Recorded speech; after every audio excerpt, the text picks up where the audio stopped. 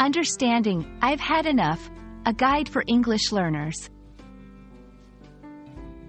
Hello everyone, welcome to our English language learning series. Today, we're going to dive into a commonly used English phrase, I've had enough.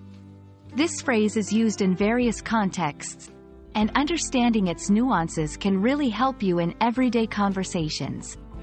Let's explore what this phrase means and how you can use it effectively.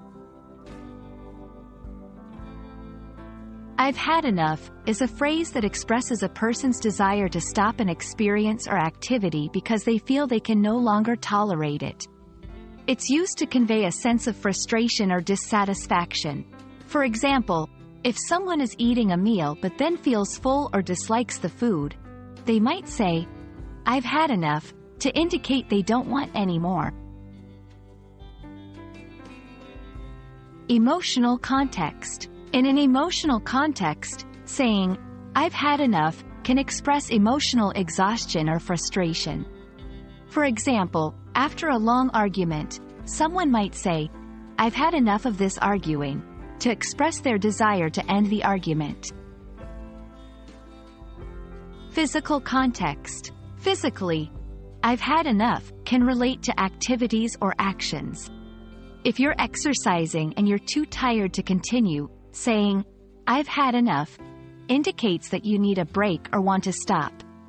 Work or task context. At work or while doing a task, I've had enough might be used to express overwhelm or dissatisfaction with the task.